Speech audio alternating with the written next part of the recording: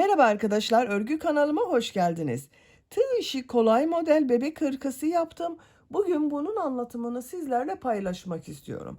Hırkanın örgüsü çok kolay arkadaşlar. Sadece trabzanlardan bu hırkayı yapıyoruz. Hırka örgüsüne yakadan zincir yaparak başlıyoruz.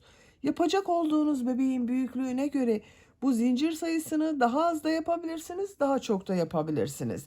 0-1 yaş için aynı sayıda başlayabilirsiniz. Ben bugün bu hırka anlatımını 3 aylık bebek ölçüsünde anlatıyorum. Siz daha büyük çocuklar için yapmak istiyorsanız, 6, 9, 12 aylık çocuk için yapmak istiyorsanız, bu roba arttırma sırasını benim yaptığımdan 1, 2, 3 sıra fazla yaparsanız yaptığınız ölçü daha büyük olacaktır. Ben bugün 3 aylık bebek için anlatıyorum arkadaşlar. Roba arttırmalarını yapacak olduğunuz bebeğin büyüklüğüne göre tamamladıktan sonra kolları gövdeden ayırıyoruz. Örgüyü gövde ile devam ediyoruz. Son olarak da bu kol bölümünü yapıyoruz. Ben bu şekilde çiçeklerle süsledim bakın.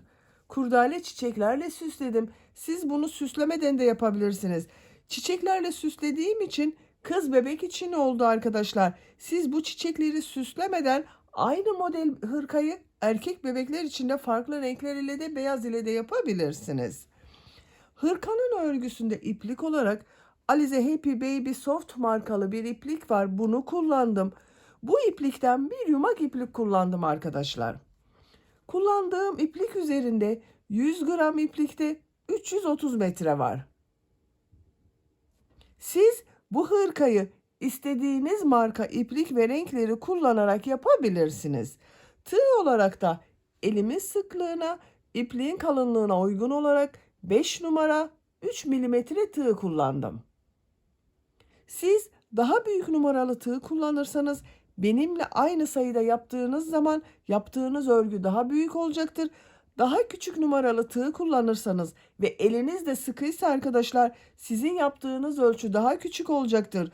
Eğer eliniz sıkıysa benimle aynı sayıda başlasanız bile arttırma sırasını 1-2 sıra fazla yaparsanız ölçünüz büyük olacaktır.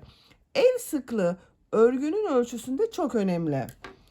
Örgüye başlamadan önce yapmış olduğum bu hırkanın ölçülerini de söylüyorum, fikriniz olsun. Kol altının buradan gövde genişliğini ölçüyorum. 24 santimetre. İnç olarak da ölçüyorum. İnç ile çalışan arkadaşlar için ölçüyorum arkadaşlar. 9,5 inç. Yüksekliğini ölçüyorum. Kol altının yüksekliğini ölçüyorum. 16 santimetre.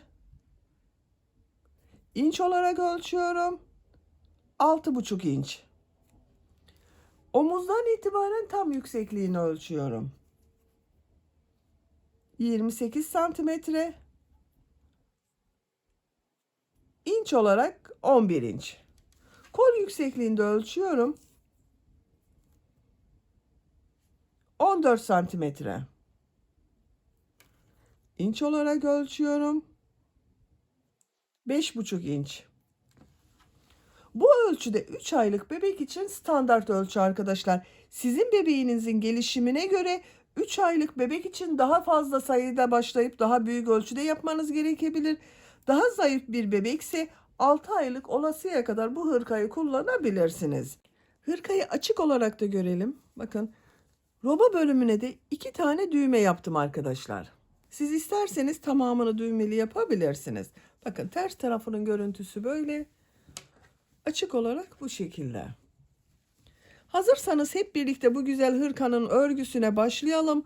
Örgü kanalıma abone değilseniz abone olmayı unutmayın lütfen. Örgü kanalıma abone olmak ücretsiz. Örgü kanalıma ücretsiz abone olup orada bulunan zil şeklinde dokunarak açık yaparsanız kanalıma video yüklediğim zaman ilk önce size bildirim gelir. Örgülerimden herkesten önce sizin haberiniz olur. İzlediğiniz videolarıma beğeni ve yorumlarınızı da yaparsanız çok sevinirim arkadaşlar.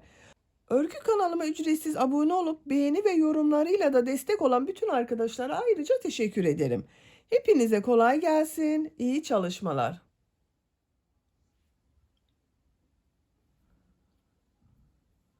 Örgüye yakadan zincir yaparak başlıyoruz. Zincir yapabilmek için ilk ilmeği ben bu şekilde yapıyorum. Size nasıl kolay geliyorsa ilk ilmeği öyle yapabilirsiniz. Zincirleri yapmaya başlıyorum. Çok sıkı olmayan zincirler yapıyorum. Bu zincirler üzerine bir sonraki sırada trabzanlar yapacağız. Bakın sıkı değil arkadaşlar zincirim. 75 zincir yapalım. 75 zinciri yaptım. Çok sıkı olmayan zincirler yaptım bakın. 75 zincirin kaç santimetre olduğunu ölçüyorum.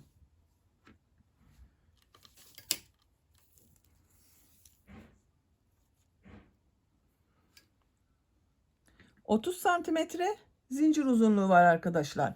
İnç olarak da ölçüyorum. İnç ölçüsünü inç ile çalışan arkadaşlar için ölçüyorum.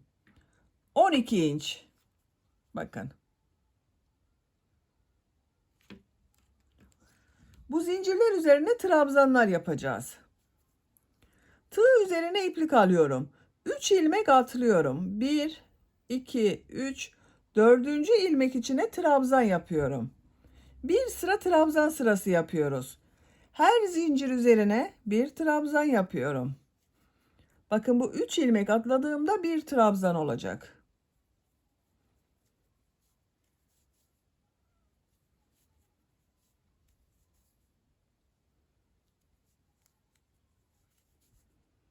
Zincirler üzerine trabzanlar yaparak sıra sonuna kadar devam edelim. Zincirler üzerine trabzanlar yaparak sıra sonuna kadar tamamladım. Bu bir sıra üzerinde 72 trabzan var arkadaşlar. Bu sırada yaka ayrımlarını yapacağız. İşaret yapalım isterseniz. Bakın yaka ayrımlarını 2, 4, 6, 8, 10 ilmek sayıyorum. 11. ilmeğe işaret yapıyorum. Kol içinde 14 ilmek sayıyorum. 2, 4, 6, 8, 10, 12, 14. 15.'ye işaret yapıyorum. Arka bölüm ön bölümün 2 katı oluyor arkadaşlar. Siz ön bölümü kaç ilmek yaptıysanız arka bölüm ön bölümün ikisinin toplamı oluyor. 20 ilmek sayıyorum bakın. 2, 4, 6, 8, 10, 12, 14, 16, 18, 20. 21.'ye işaret yapıyorum. Bu işaret yaptığım yerler arttırma yeri. Kol bölümü için 14 ilmek sayıyorum. Bu kolda 14 ilmek yaptım. Buraya da 14 sayıyorum. 2, 4, 6, 8, 10, 12, 14. 15.'ye işaret yapıyorum. Bakın geride kalan trabzanları sayıyorum. 2, 4, 6, 8, 10. 10 da bu ön bölümde kaldı. Bakın burada yaka ayrımını yaptım. Kol bölümleri için 14 ilmek yaptım. Ön bölümler için 10 trabzan, arka bölümde ön bölümlerin toplamı 20 trabzan oldu. Bu işaret yaptığım yerlere arttırmaları yapacağız. Siz bunu 1 yaşındaki çocuk için yapıyorsanız 87 zincir ile başlayabilirsiniz. 87 zincir üzerine 84 trabzan yapabilirsiniz. Bu yaka ayrımlarında ön bölüm için 11 trabzan, kol bölümü için 18 trabzan, arka bölüm için 22 trabzan, kol bölümü için 18 trabzan, ön bölüm için de yine 11 trabzan olarak yapabilirsiniz. İkinci sıradayım. İkinci sırada trabzanlar üzerine trabzanlar yapacağız. Bu işaret yaptığım yerlere arttırma yapıyorum. Bir zincir yapıyorum, örgüyü çeviriyorum. İlk ilmek üzerine trabzan yapıyorum. Bakın bu bir zincir trabzan olmuyor arkadaşlar. Yaptığım bu bir trabzan.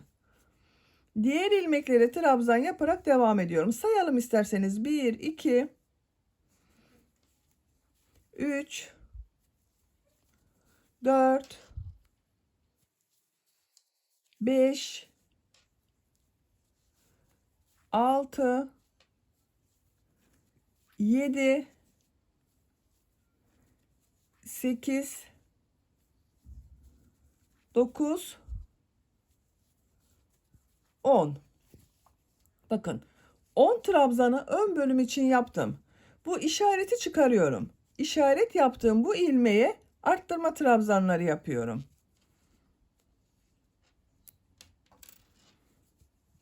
Bakın bu ilmek üzerine 3 trabzan yapıyorum. 1 2 3. Bir sonraki sırada arttırmayı bu ortada bulunan ilmeğe yapacağız arkadaşlar. İşaret yapalım isterseniz. Bakın bu 3 trabzan yaptığımın ortada bulunan ilmeğe işaret takıyorum. Diğer ilmeklere birer defa trabzan yapıyorum. Kolda yaptığımız trabzanları sayıyorum. 1 2 3 4 5 6 7 8 9 10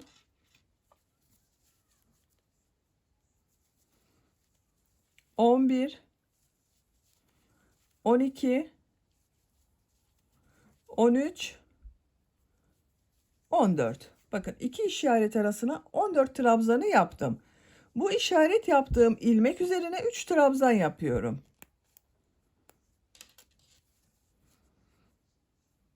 Bakın aynı ilmeğe yapıyorum arkadaşlar 3 trabzanı. 1 2 3.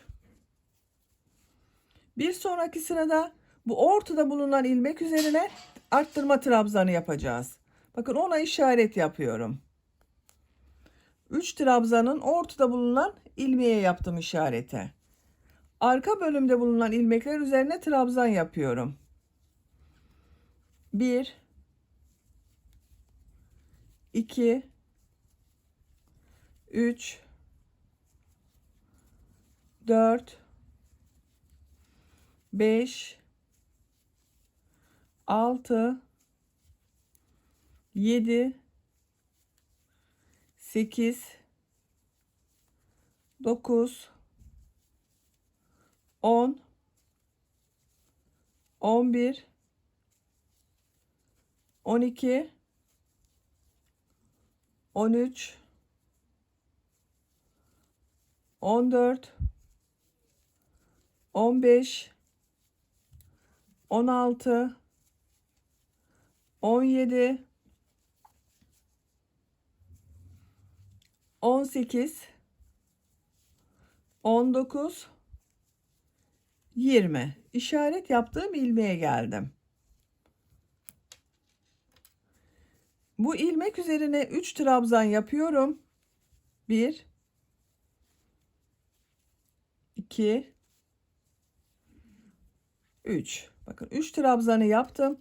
3 trabzanın ortada bulunan ilmeğe bir sonraki sırada yapacağım arttırma için işaret yapıyorum. Burada bulunan ilmekler üzerine trabzan yaparak devam ediyorum. 1 2 3 4 5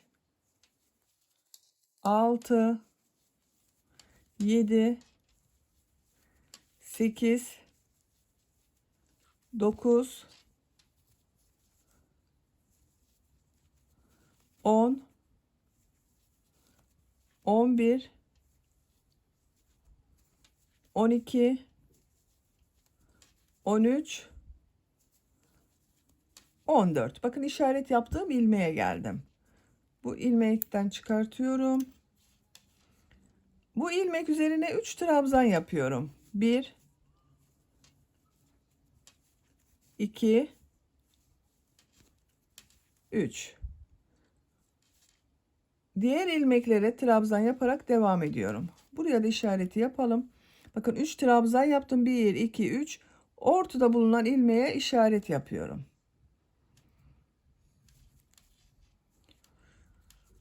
1 2 3 4 5 6 7 8 9 Bakın 10. trabzanı bu 3 ilmek atlayarak yaptığım trabzan vardı. Bu son zincirin üzerine, bakın burada bulunan zincir üzerine trabzan yapıyorum.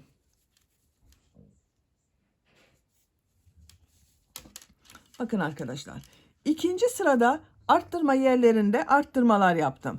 Bu arttırma ilmeklerinin üzerine üçer trabzan yaptım. Bu sırada da bu işaret yaptığımız ilmekler üzerine üçer trabzan yapacağız. Bakın görüntüsü böyle. Üçüncü sıradayım.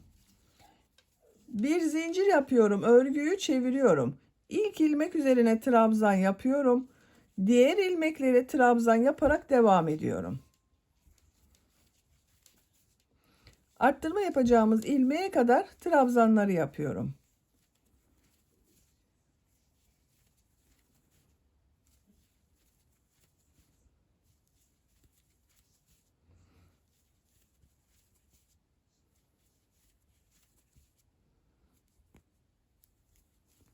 Bakın arttırma yapacağım ilmeğe kadar trabzanı yaptım.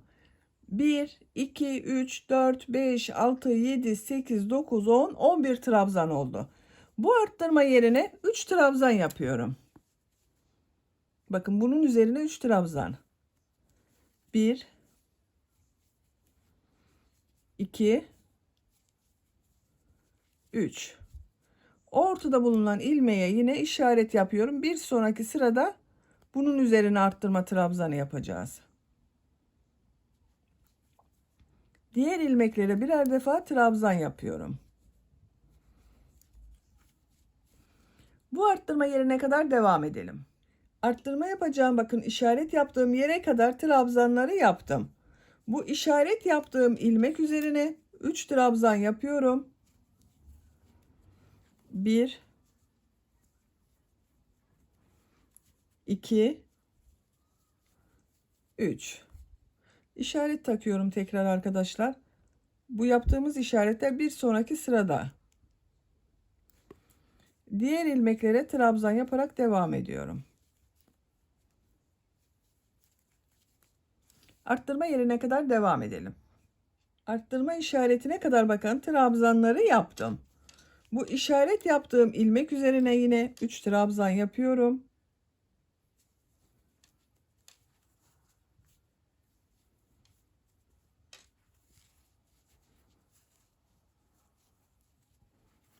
Bakın aynı ilmeğe 3 trabzan yaptım. Ortada bulunan ilmeğe işaret takıyorum. Diğer ilmeklere birer defa trabzan yapıyorum.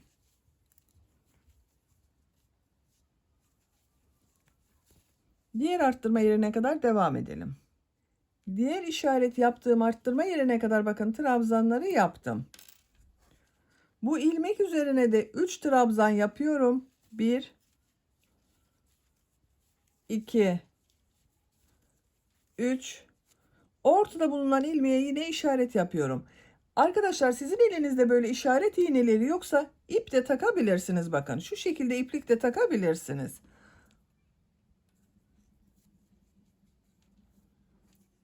Bakın burası orta nokta.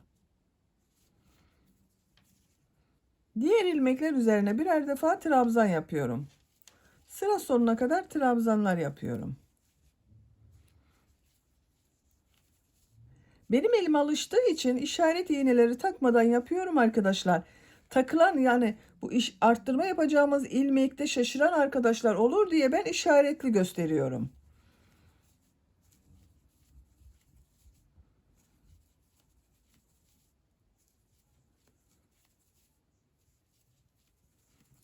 Son ilmeği de trabzanı yaptım. Bakın.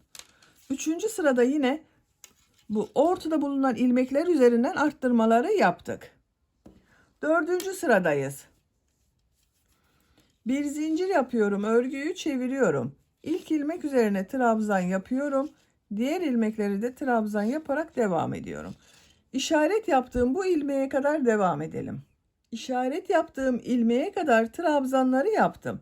Bakın bu iplik ile işaret yaptığım ilmeğe de 3 trabzan yapıyorum. 1, 2, 3. Ortada bulunan ilmeğe yine işaret yapıyorum. Bir sonraki sıra için yerini belirliyorum.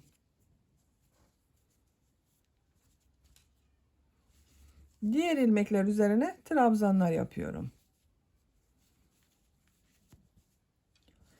Trabzanlar üzerine trabzanlar yapalım. Bu arttırma işareti yaptığımız yerlerde üçer trabzan yapacağız arkadaşlar.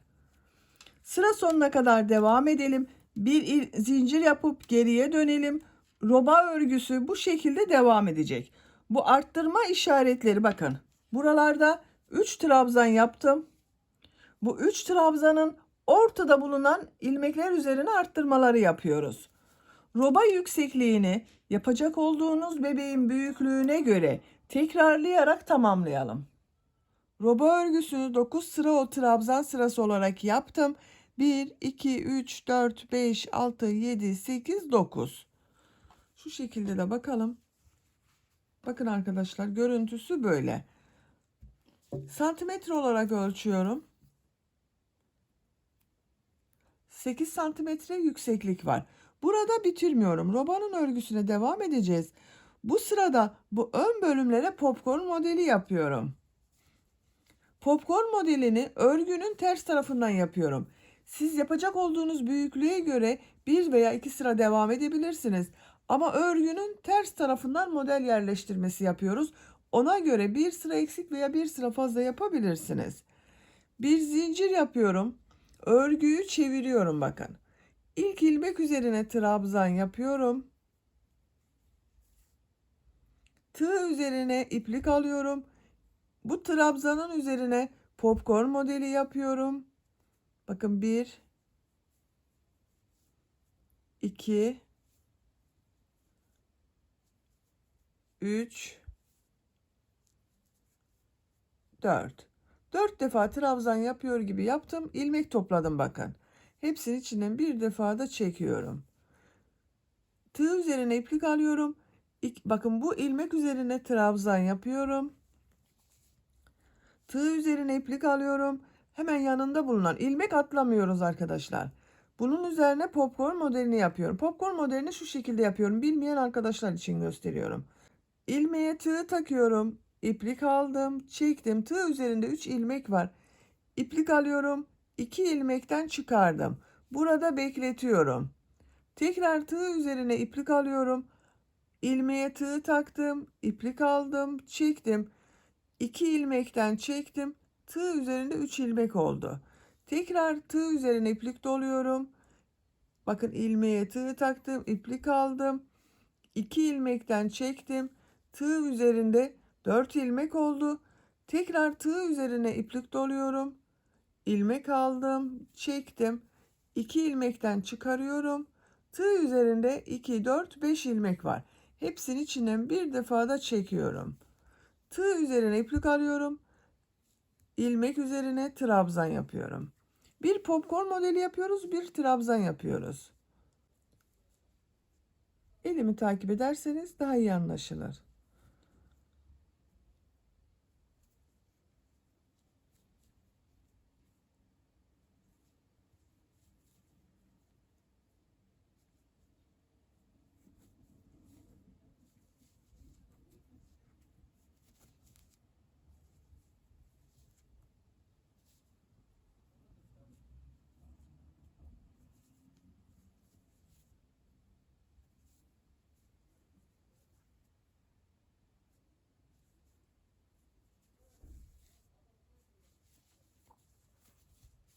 Bakın düz tarafının görüntüsü böyle oluyor. Kabarık bir görüntü elde ediyoruz. Arttırma yaptığımız buraya kadar devam edelim. Arttırma yapacağımız yere kadar modelleri yaptım. Bakın bu şekilde oldu. Şu ilmek üzerine arttırma yapacağız. Bakın bu son popcorn modelinden sonra aynı ilmeğe bir trabzan yapıyorum. Arttırma yapıyorum arkadaşlar burada. Tığ üzerine iplik alıyorum. Bu popcorn modelini bakın. Bu arttırma yaptığım ilmeğe yapıyorum.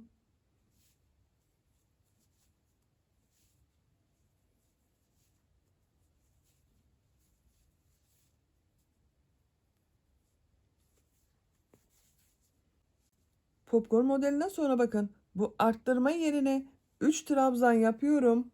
1 2 3. Kol bölümündeyiz bakın. Kol bölümünde de bu ilk ilmek üzerine 2 trabzan yapıyorum. Bir arttırma yaptım bakın arkadaşlar.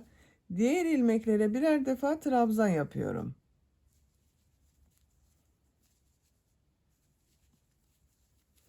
Arttırma yapacağımız buraya kadar devam edelim.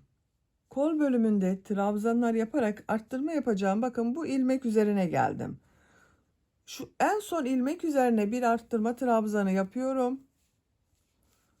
Arttırma yapacağımız bu ilmek üzerine 3 trabzan yapıyorum.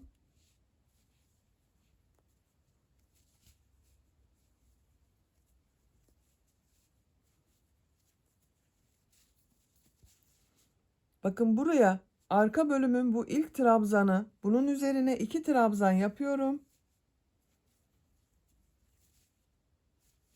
Diğer ilmeklere birer defa trabzan yapıyorum.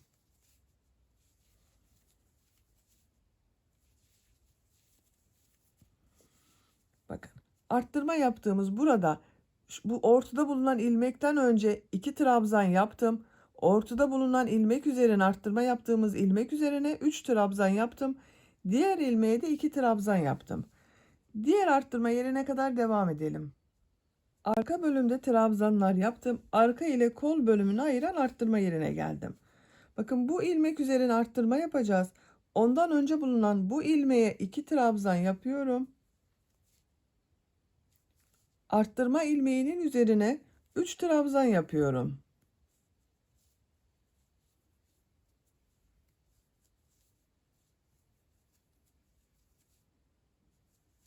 Bu ilmek üzerine 2 trabzan yapıyorum. Diğer ilmeklere birer defa trabzan yapıyorum. Buraya kadar devam edelim. Kol bölümünde trabzanları yaparak bakın arttırma yapacağımız ilmeğe kadar geldim. Bunun üzerine arttırma trabzanı yapıyoruz arkadaşlar. Ondan önce bulunan ilmek üzerine 2 trabzan yapıyorum burada da. Bu arttırma ilmeğinin üzerine ne yapacağıma bakıyorum. Bakın diğer ön bölüm ile kol bölümünü ayıran bu arttırma yerine bir 3 trabzan yaptım. Bir de popcorn modeli yaptım.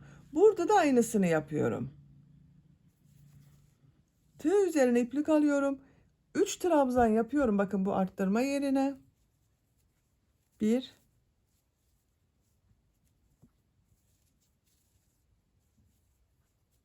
2 3. Aynı ilmeğe bir de popcorn modeli yapıyorum. 1 2 3 4 defa trabzan yapıyor gibi yaptım. Hepsi içinden bir defa da çekiyorum. Tığ üzerine iplik alıyorum. Yanında bulunan ilmek üzerine bir trabzan yapıyorum. Aynı ilmeğe bir de popcorn modeli yapıyorum. Diğer ön bölümde de aynısını yaptım bakın.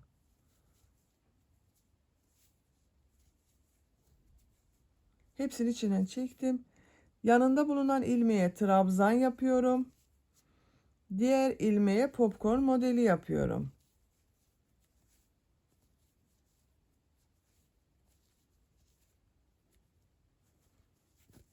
Trabzan yapıyorum. Popcorn modeli yapıyorum.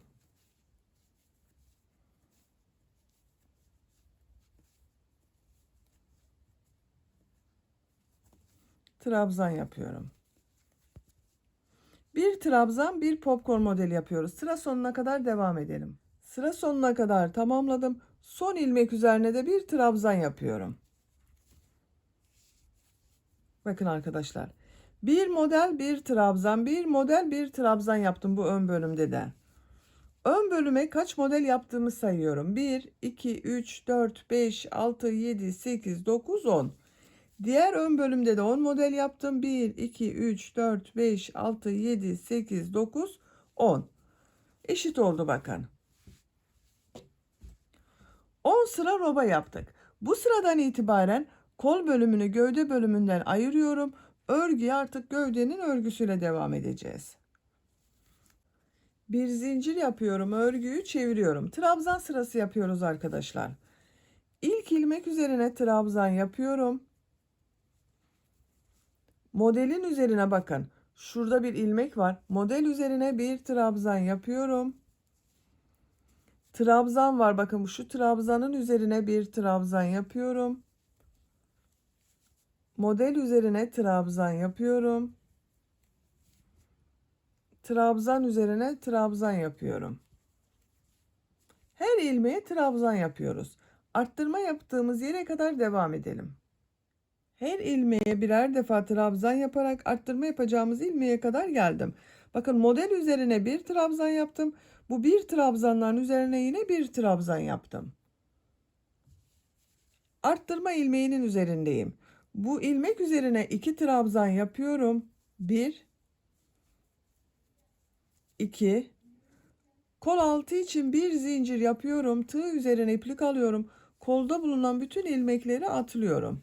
Kol ile bakın arka bölümü ayıran bu arttırma yerine iki trabzan yapıyorum. 1 2 Kol altında bir zincir ile ön ve arka bölümü birleştirdim bakın. Diğer ilmeklere birer defa trabzan yapıyorum.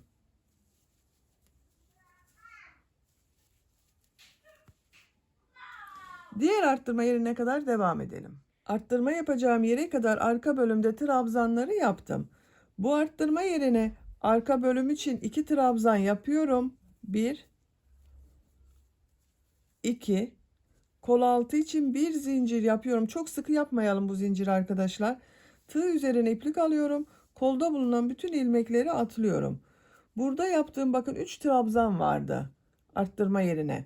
Ortada bulunan ilmek üzerine 2 trabzan yapıyorum ön bölüm için. 1 2 Diğer ilmeklere birer defa trabzan yapıyorum. Bakın model üzerine bir trabzan yapıyorum.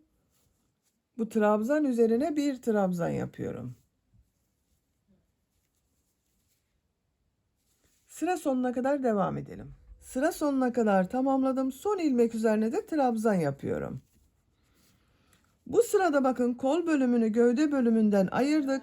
Ön ve arka bölümü birleştirdik. Artık örgü bu gövde bölümüyle devam edecek arkadaşlar. Bir zincir yapıyorum. Örgüyü çeviriyorum. İlk ilmek üzerine trabzan yapıyorum. Trabzan sırası yapıyoruz yine. Diğer ilmekleri de trabzan yaparak devam ediyorum. Kol altı yaptığımız buraya kadar devam edelim. Kol altına kadar trabzanları yaparak tamamladım. Bu kol altında bir zincir yapmıştım. Bakın bir önceki sırada bu bir zincirin üzerine 3 trabzan yapıyorum. 1 2 3 Aynı ilmeğe bakın zincir üzerine 3 trabzan yaptım. Diğer ilmekler üzerine birer defa trabzan yapıyorum.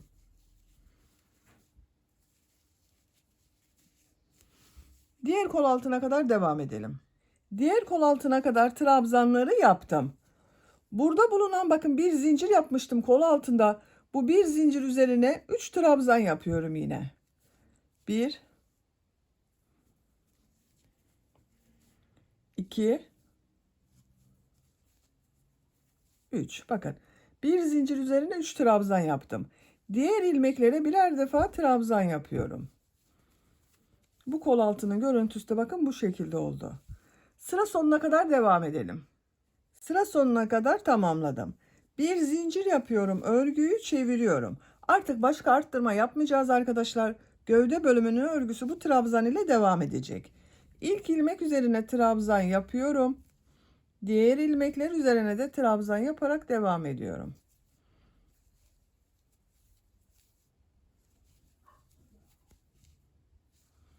Sıra sonuna kadar devam edelim. Her ilmeğe birer defa trabzan yaparak sıra sonuna kadar tamamladım. Bakın kol altında da yine her ilmeğe bir trabzan yaptım. Arttırma yapmadım bu sırada.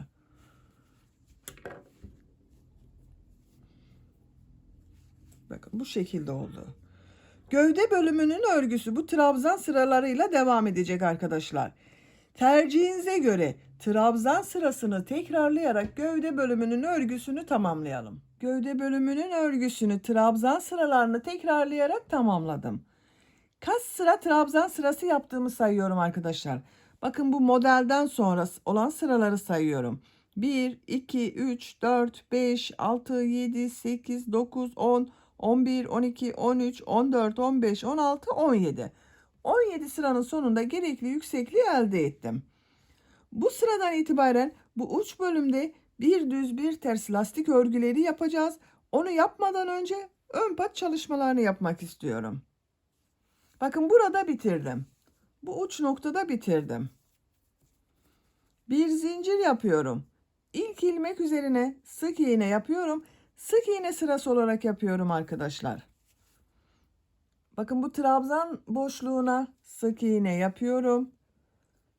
İlmek var, sık iğne yapıyorum. Sık iğne yapıyorum. Gördüğüm ilmeklere birer defa sık iğne yapıyorum.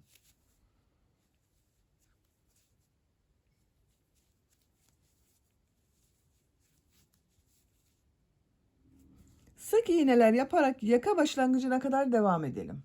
Yaka başlangıcına kadar bir sıra sık iğne yaptım bakın ön patta arkadaşlar. Bir zincir yapıyorum. Örgüyü çeviriyorum. Bir sıra daha sık iğne yapıyorum. Her ilmek üzerine bir sık iğne yapıyorum.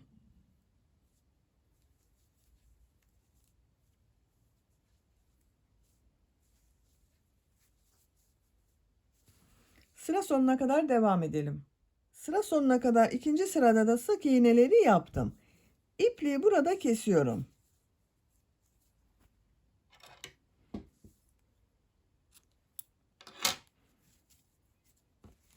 Bakın bu ön patta iki sıra sık iğne yaptım arkadaşlar. Diğer ön patta da aynısını yapıyorum.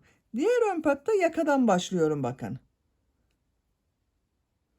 Yakanın burada bulunan ilmekten bir ilmek yapıyorum. Bir zincir yaptım, sağlamlaştırdım. Buraya bir sık iğne yapıyorum.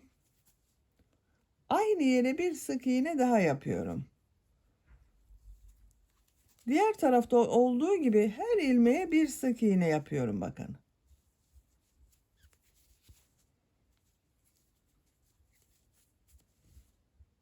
Sıra sonuna kadar devam edelim.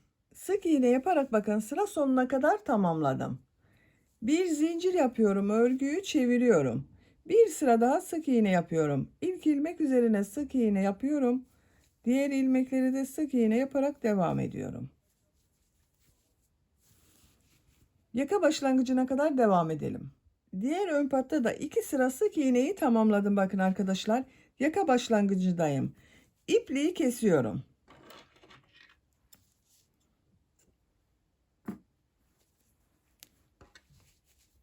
Bakın ön patlara iki sıra sık iğne yaptım.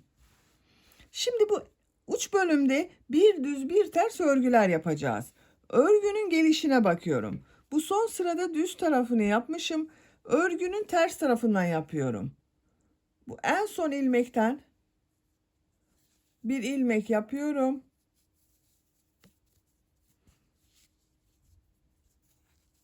Bir düz bir ters lastik örgüsü yapacağız.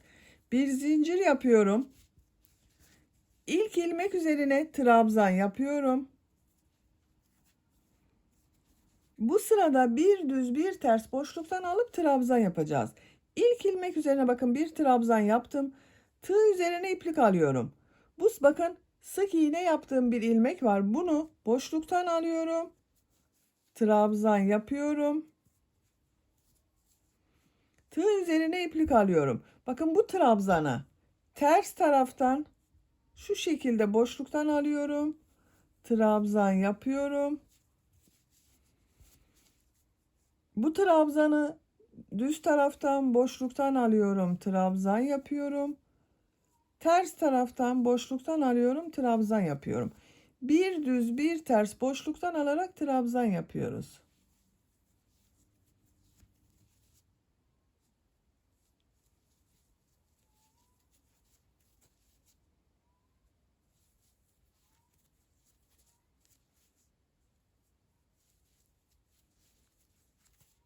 Düz tarafının görüntüsü bakın bu şekilde arkadaşlar. Trabzanları bir düz bir ters boşluktan alıp trabzan yaparak sıra sonuna kadar devam edelim. Sıra sonuna kadar bir düz bir ters boşluktan aldım, trabzan yaptım arkadaşlar bakın. Sıra sonunda yine bu bakın şunu şu şekilde boşluktan alıyorum, düz taraftan trabzan yapıyorum.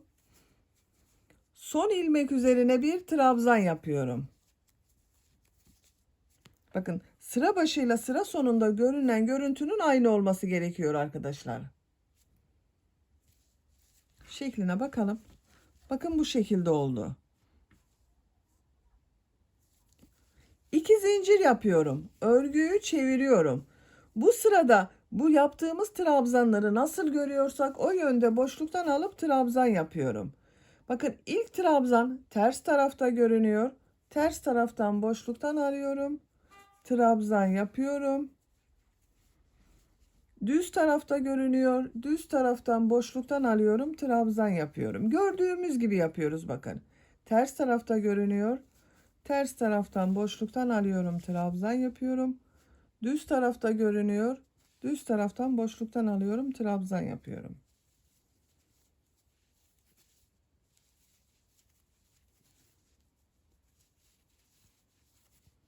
Görüntüsü böyle bakın. Bu trabzanları nasıl görüyorsan o yönde boşluktan alıp trabzan yaparak sıra sonuna kadar devam edelim.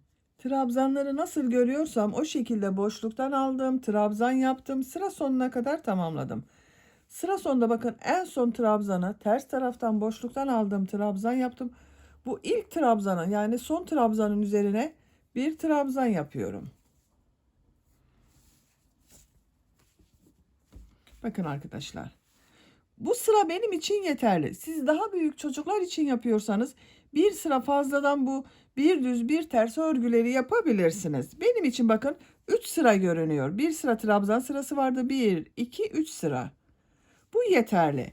Şimdi bu ön pat çevresinden pıtırcık modelleri yapıyorum. Şu ilmeğe bakın. Sık iğne yapıyorum. 2 zincir yapıyorum. Aynı yere sık iğne yapıyorum. Bir ilmeği atlıyorum. İkinci ilmeğe bir sık iğne, 2 zincir, bir sık iğne yapıyorum. Bir ilmek atlıyorum. İkinci ilmeğe bakın sık iğnenin üzerine bir sık iğne, 2 zincir, bir sık iğne yapıyorum. Bir ilmek atlıyorum. İkinci ilmek üzerine bir sık iğne, 2 zincir, bir sık iğne yapıyorum.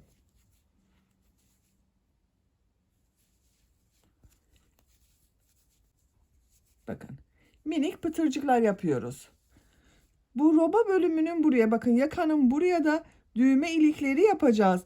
Buraya kadar pıtırcık modelleri yaparak devam edelim. Buraya kadar pıtırcık modellerini yaptım. Bakın kol ayrımı yaptım. Bu sırada arkadaşlar modelin hemen üzerinde bulunan ilmeğe kadar pıtırcık modelleri yaptım. Buraya düğme iliği yapıyorum. Bir düğme iliğini buraya yapıyorum. Bir diğerini hemen bu yakanın başlangıcına yapacağız. Düğme iliği için 5 zincir yapıyorum. 1, 2, 3, 4, 5. Aynı ilmeğe sık iğne yapıyorum. Bakın ilk düğme iliğini buraya yaptım. Bir ilmek atlıyorum. İkinci ilmeğe bir sık iğne, 2 zincir, bir sık iğne yapıyorum. Bir ilmek atlıyorum. İkinci ilmeğe bir sık iğne, 2 zincir, bir sık iğne yapıyorum. Bir ilmek atlıyorum. İkinci ilmeğe bir sık iğne, 2 zincir, bir sık iğne yapıyorum. Bir ilmek atlıyorum. İkinci ilmeğe bir sık iğne, 2 zincir, bir sık iğne yapıyorum. Bir ilmek atlıyorum. İkinci ilmeğe bir sık iğne, 2 zincir, bir sık iğne. Bir ilmek atlıyorum. Bakın buraya düğme iliği yapacağız. Buraya kadar 1, 2, 3, 4, 5 pıtırcık modeli yaptım. Bir ilmek atlıyorum. Bir sık iğne yapıyorum. Düğme iliği için 5 zincir yapıyorum.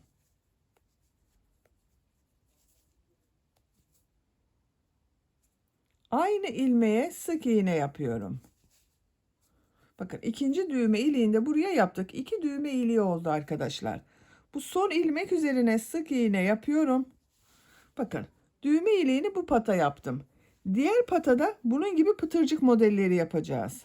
Oraya geçmek için yaka çevresinde ben sık iğne yapıyorum. Siz isterseniz bu şekilde pıtırcık modelleri yapabilirsiniz. Ama ben küçük bir bebeğe yaptığım için boynunu rahatsız etsin istemiyorum. Onun için sık iğne yapıyorum. Bakın bu aynı ilmek içine bir sık iğne yapıyorum. Yakada dönüş yapıyorum. İlmek üzerine sık iğne yapıyorum. Burada bulunan bakın yaka başlangıcında yaptığımız zincirler üzerine sık iğne yapıyorum. Her ilmek üzerine bir sık iğne yapıyorum. Bu ipliğin ucunda bakın içeride tutuyorum.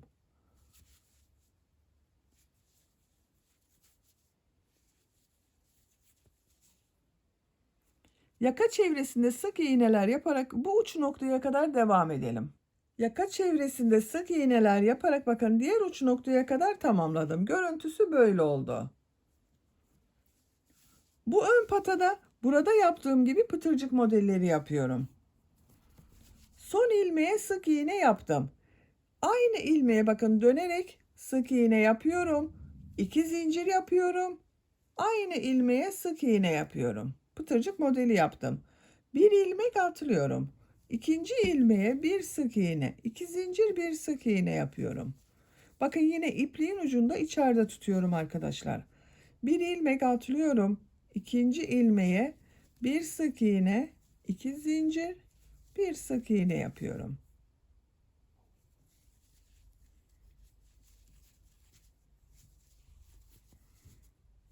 Pıtırcık modelleri yaparak buraya kadar devam edelim. Diğer ön patta pıtırcık modelleri yaparak sıra sonuna kadar tamamladım. Bakın son pıtırcık modelini buraya yapıyorum. Bir sık iğne, 2 zincir, bir sık iğne yapıyorum. İpliği kesiyorum.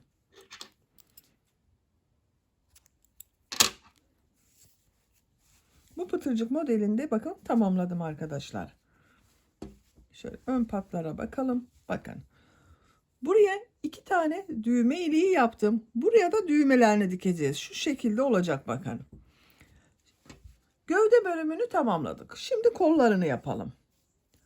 Kol örgüsüne bu kol altından başlıyorum. Kol altında bir zincir yaptım. Bu ilmekten iplik bağlıyorum.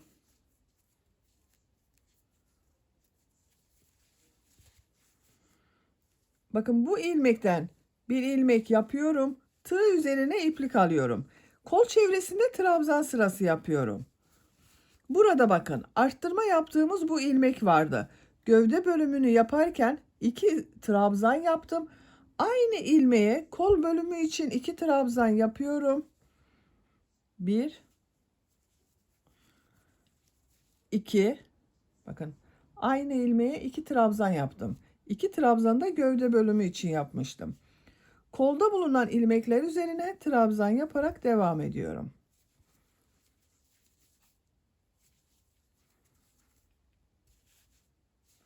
Kol çevresinde trabzanlar yaparak sıra sonuna kadar devam edelim. Kol çevresinde trabzanlar yaparak sıra sonuna kadar tamamladım. Sıra sonunda bakın gövde bölümünde arttırma yaptığım bu ilmeğe geldim. Arka bölüm için bakın bu ilmeğe 2 trabzan yapmıştım.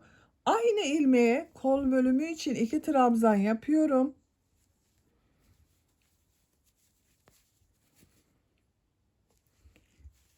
Bu ilk ilmek ile kol altında bulunan bu ilk ilmek ile ilmek kaydırma yaparak sırayı birleştiriyorum. Bakın arkadaşlar. Trabzan sırası yaptık. Kol altının görüntüsü bu şekilde oldu bakın.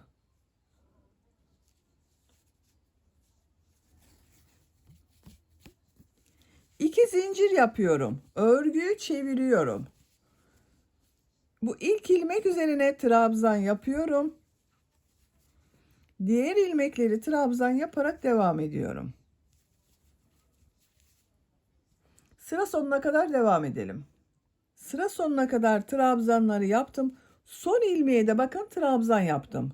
Bu son ilmek ile ilk yaptığım bu ilmeği ilmek kaydırma yaparak sırayı birleştiriyorum. Bakın bu ilmeği.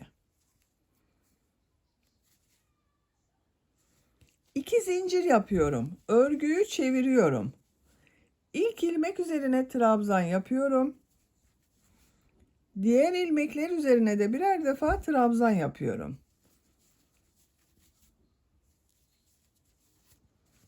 Bakın arkadaşlar. Sıra sonuna kadar devam edelim. Sıra sonunda ilmek kaydırma yapalım, birleştirelim. 2 zincir yapıp geriye dönelim. Kol örgüsünde geriye dönerek örüyorum arkadaşlar ben. Yuvarlak olarak dönerseniz bu gövde ile görüntü farklılığı olur. O yüzden sıra sonunda ilmek kaydırma yapıyorum. 2 zincir yapıyorum, örgüyü çeviriyorum. Kol örgüsü bu trabzan sayısıyla devam edecek. Kol örgüsünü trabzan sırasını tekrarlayarak tamamlayalım. Hırkanın kol örgüsünü ben tamamladım. Kaç sıra trabzan yaptığımı sayıyorum bakın arkadaşlar. Bu birleştirme yaptığım buradan sonra. 1, 2, 3, 4, 5, 6, 7, 8, 9, 10, 11, 12, 13. Bu yükseklik benim için yeterli. Siz tercihinize göre 1-2 sıra daha devam edebilirsiniz. Burada bitirmiyorum. Kol ucunda burada yaptığım gibi bakın bir düz bir ters örgüler yapıyorum. Diğer kolu ben tamamladım. Bakın bu şekilde olacak arkadaşlar. Diğer kolun örgüsünü böyle yaptım. Bileklik bölümünde bir düz bir ters örgüler yaptım. Burada da aynısını yapıyoruz.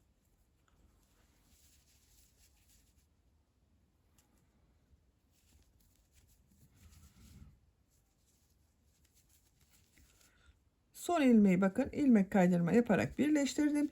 2 zincir yapıyorum. Örgüyü çeviriyorum. Bu trabzanları bakın ilk trabzanı düz taraftan boşluktan alıyorum. Trabzan yapıyorum. Ters taraftan boşluktan alıyorum. Trabzan yapıyorum. Düz taraftan boşluktan alıyorum. Trabzan yapıyorum. Ters taraftan boşluktan alıyorum. Trabzan yapıyorum. Bir düz bir ters örgüler yapıyoruz. Sıra sonuna kadar devam edelim. Trabzanları bir düz bir ters boşluktan aldım. Trabzan yaptım. Bakın buraya kadar tamamladım. Sıra sonunda 1, 2, 3 trabzan var. Sıra başında bakın düz taraftan boşluktan aldım. Trabzan yaptım arkadaşlar. Burada düzgün denk gelmesi için bu son trabzanın düz taraftan boşluktan alarak trabzan yapmış olmam gerekiyor. Onun için bakın bir trabzan fazla geldi. Bu iki trabzanı birlikte ters taraftan boşluktan alıyorum. Trabzan yapıyorum. Bu son trabzanı düz taraftan boşluktan alıyorum. Trabzan yapıyorum. Son ilmek ile ilk ilmeği ilmek kaydırma yaparak sırayı birleştiriyorum. Bu iki zincir yaptığım bakın ters tarafta görünen trabzan oldu. Kol ucu bu şekilde oldu bakın. 2 zincir yapıyorum. Bu sırada bu trabzanları nasıl görüyorsam o yönde boşluktan alıyorum, trabzan yapıyorum. Düz görüyorum, düz taraftan boşluktan alıyorum, trabzan yapıyorum. Ters taraftan boşluktan alıyorum, trabzan yapıyorum.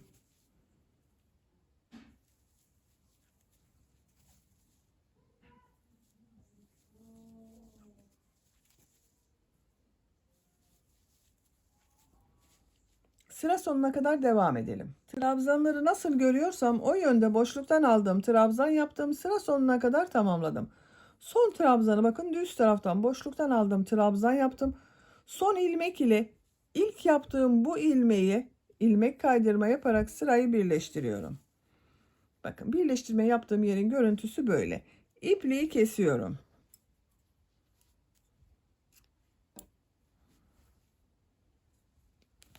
Bakın arkadaşlar kol örgüsünü tamamladım.